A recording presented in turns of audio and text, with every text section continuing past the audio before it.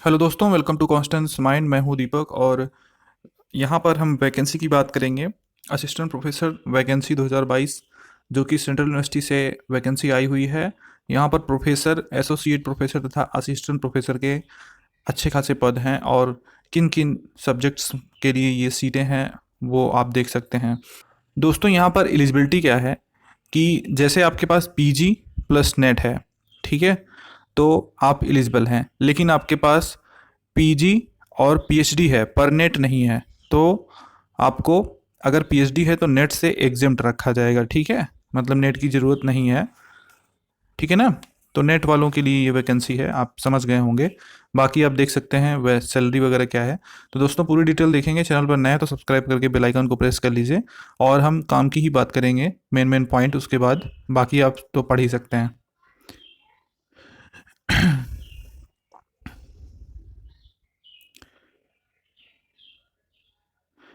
जैसा कि ये आप एडवर्टाइजमेंट देख सकते हैं, राजस्थान केंद्रीय विश्वविद्यालय से है। तो यहाँ पर जो प्रोफेसर हैं उसके 19 पद हैं, एसोसिएट प्रोफेसर के 26 और असिस्टेंट प्रोफेसर के 15 पद हैं।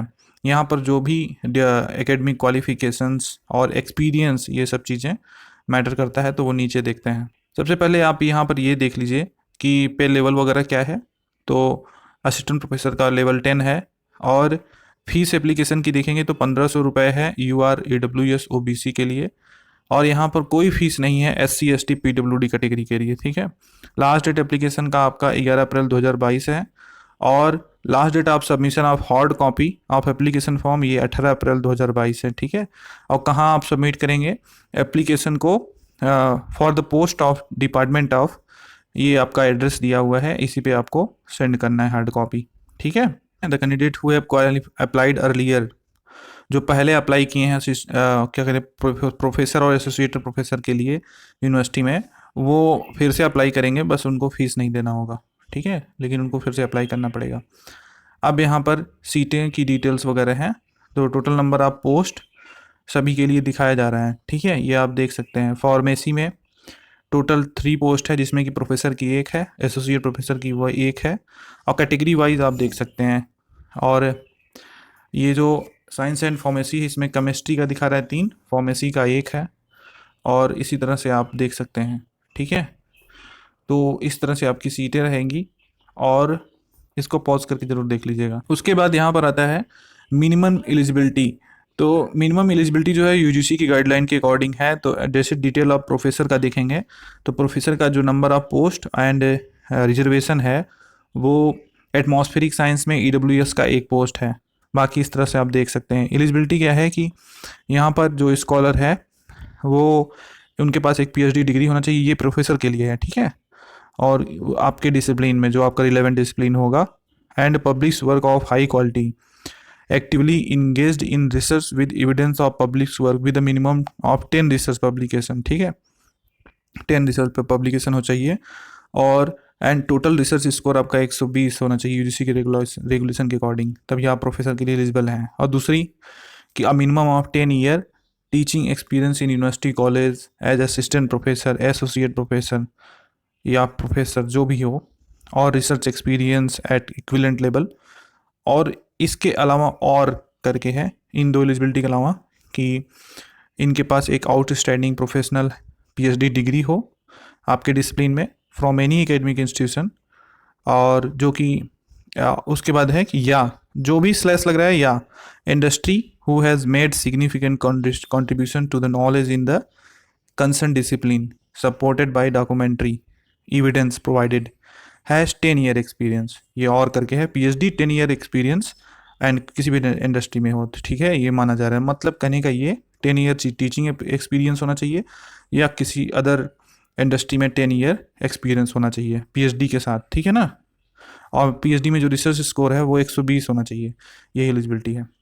एसोसिएट प्रोफेसर का यहाँ पर देख सकते हैं सीटें, इस साइड में आपको सीट दिख रही हैं। मिनिमम एलिजिबिलिटी क्या है कि PhD डिग्री होना चाहिए एक गुड एकेडमिक रिकॉर्ड के साथ, और दूसरा है कि मास्टर डिग्री विद 55% मार्क्स के साथ होना चाहिए। SC ST OBC का और PWD का 50% है यहाँ पे। और यहाँ पर 8 ईयर का एक्सपीरियंस मांगा गया है, टीचिंग हो या रिसर्च हो या कोई इंडस्ट्रियल हो, कुछ भी हो, ठीक है, वो आप पढ़ सकते हैं। और यहाँ पर फार्मेसी में थोड़ा सा अलग एलिजिबिलिटी है, वो आप देख लीजिए। फिर उसके बाद आता है असिस्टेंट प्रोफेसर। यहाँ पर कह रहा है बायोटेक्नोलॉजी की जैसे एलिजिबिलिटी देखिए आप, master degree in biotechnology from an Indian university, उसके बाद और इसके इक्विवेलेंट कोई डिग्री हो तो वो भी चलेगा, और वो भी 50% marks in master degree and at least 55% marks in at least 2 preceding examination. ठीक है, ये बात कर रहे हैं यहाँ पे। मास्टर डिग्री में 50% है मांगा जा रहा है एंड एटलीस्ट 55% मार्क्स कहा जा रहा है कि इन लीस्ट 2 प्रेसिडिंग एग्जामिनेशन। उसके बाद तीसरा है कि नेशनल एलिजिबिलिटी टेस्ट, नेट जो है लाइफ साइंस से आपका नेट होना चाहिए तो आप एलिजिबल हैं। अब चौथा पॉइंट है कि candidate who have been awarded a PhD degree in accordance with the provision, तो ये जो है 2018 के रेगुलेशन के according exempted from the requirement of minimum eligibility condition of NET, मतलब कि पीएचडी है तो मिनिमम जो नेट का क्वालिफिकेशन है यहाँ पर उससे एग्जेम्प्ट होंगे आप रिक्वायरमेंट से। इसी तरह से केमिस्ट्री में भी आप देख सकते हैं, ठीक है, सेम चीज़ें वहाँ पर भी है। इसी तरह से कॉमर्स में भी सेम चीज़ें हैं, ठीक है। इसी तरह से आपका कंप्यूटर साइंस में भी सेम चीज़ें हैं, और सेम आपका डाटा साइंस एनालिसिस में भी है, इकोनॉमिक्स में सेम है, हिंदी में आपका एक सीट EWS का है इसमें भी सेम है, और मैथमेटिक्स में भी सेम, फिजिक्स, पब्लिक पॉलिसी, उसके बाद आप जैसे ही आएंगे सोसाइटी टेक्नोलॉजी इंटरफेस, उसके बाद आपका स्पोर्ट बायो मैकेनिक्स, फिर स्पोर्ट बायो मैकेनिक्स ओबीसी की है, स्टैटिस्टिक्स का आप देख सकते हैं। सभी में वही रिक्वायरमेंट है कि नेट तो मैंडेटरी है, लेकिन अगर आपके पास पीएचडी है तो नेट से आप एग्जेम्प्ट हो जाएंगे। कुछ टर्म एंड कंडीशंस आप ऑनलाइन एप्लीकेशन जब करेंगे तो वो उसके लिए है, ये आपके काम की, इसमें से हमने देखा जो काम की नहीं है वो हम नहीं बताएंगे, टाइम वेस्ट होगा, आप देख लीजिएगा। और बाकी चीज़ें आपको बता ही दी गई, कुछ छूटती हैं तो कमेंट सेक्शन में आप पूछ सकते हैं, तो आपको बता दिया जाएगा, ठीक है। क्योंकि एलिजिबिलिटी हमने बता दी, फीस बता दी, अब आपको अप्लाई क्या करना है, साइट पे जाइए अप्लाई कीजिए, बाकी सारी चीज़ें तो आपके सामने हैं। तो यहाँ तक देखने के लिए बहुत बहुत धन्यवाद।